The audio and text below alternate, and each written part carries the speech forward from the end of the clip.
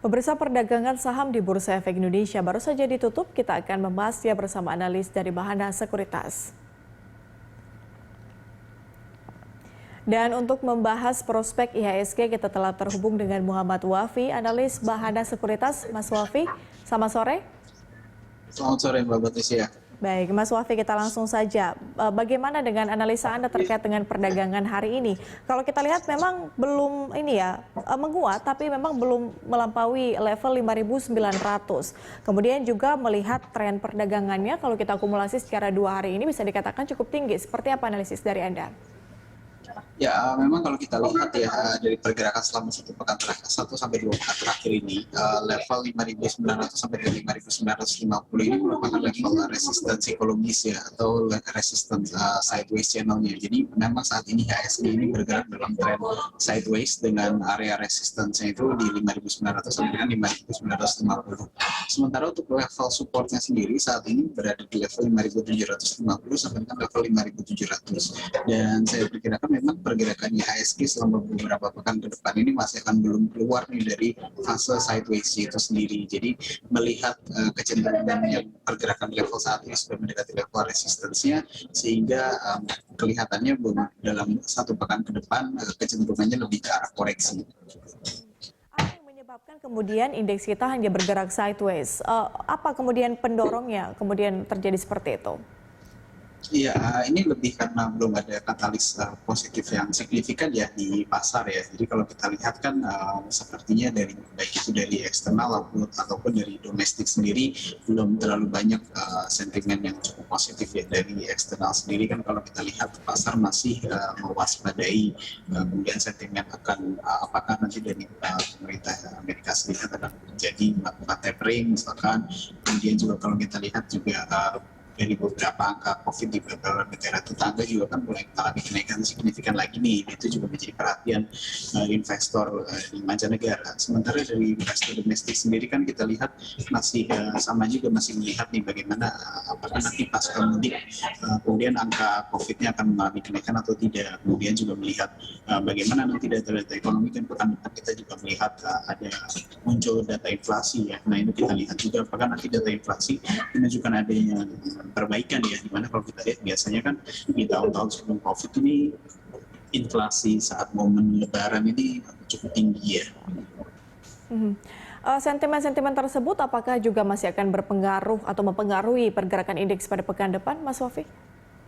Ya tentu saja. Jadi kalau kita lihat kan seperti data makro, misalkan angka inflasi itu kan memang baru keluar di pekan depan ya. Jadi ini akan menjadi salah satu yang akan menjadi perhatian pelaku pasar juga. Selain mungkin data-data lainnya, misalkan seperti data yang tadi saya katakan perkembangan misalkan penyebaran angka terakhir dari COVID-19 itu tetap menjadi perhatian juga. Kemudian juga sentimen-sentimen mengenai kebijakan makro lainnya, di mana kalau kita lihat sampai dengan semester 1, Mas Wafi?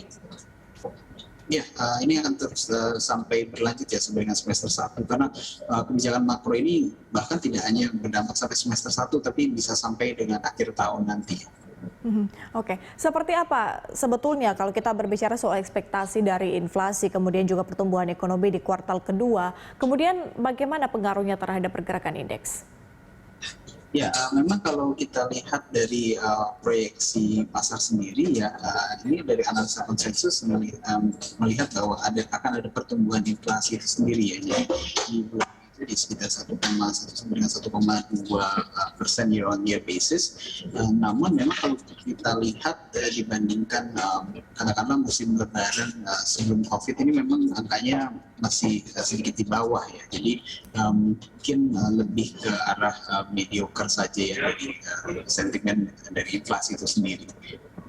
Oke, kemudian Mas Wafi, dengan mengacu perdagangan dari Januari sampai dengan Mei pada bulan ini, saham-saham apa saja yang kemudian menunjukkan penguatan yang paling signifikan? Ya, memang kalau kita lihat secara sektoral ya dari awal tahun sampai dengan saat ini memang lebih ke arah dari second liner ya, lebih ke yang kapitalisasi pasar lebih kecil ya, itu yang kemudian yang mengalami kenaikan cukup signifikan. Ada beberapa faktor juga kalau kita lihat memang salah satu faktornya adalah adanya rebalancing juga dari free float itu juga free float pasar juga itu juga mempengaruhi. Kemudian kalau kita lihat juga dari sisi sentimennya sendiri karena minimnya sentimen secara makro juga itu membuat aksi sell off juga terhadap saham-saham yang berkapitalisasi pasar lebih besar. Oke, kebanyakan second liner ya, Mas Wafi. Kemudian bagaimana dengan pengaruh adanya isu lingkungan dan juga energi terbarukan terhadap saham industri dasar dan juga pertambangan? Kemudian rekomendasi dari Anda.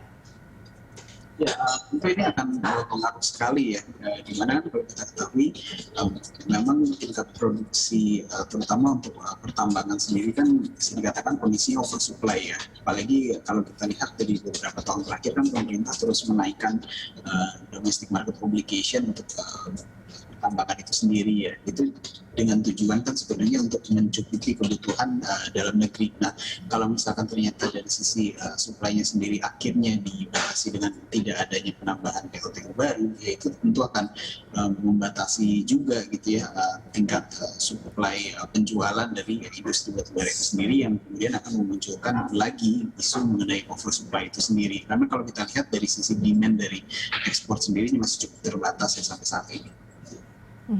Mas Wafi, secara spesifik untuk perdagangan pekan depan, seperti apa Anda melihat nanti pergerakannya, kemudian juga rekomendasi saham dari Anda?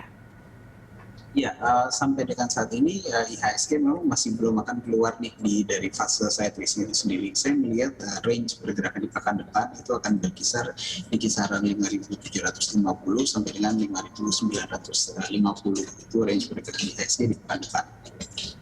Sebagai afirmasi, sentimen yang harus diwaspadai oleh pelaku pasar, Mas Wafi? Ya, yang pertama tentu kita melihat dari nanti ya data inflasi yang akan keluar di pertengahan minggu di tanggal 1 nanti, itu akan kita lihat kalau misalkan data angkanya menunjukkan lebih baik dibandingkan estimasi para analis, itu akan memberikan sentimen yang cukup positif bagi pasar. Selain itu juga kalau kita lihat dalam beberapa pekan ke depan ini mulai masuk ke musim laporan keuangan kuartal pertama dan juga musim pembagian dividen, itu juga akan menjadi katalis bagi masing-masing emiten. Baik. Terima kasih atas analisis dari Anda, Mas Wafi, dan juga informasi selengkapnya terkait dengan pergerakan indeks harga saham gabungan untuk pekan depan. Dan selamat bertugas kembali.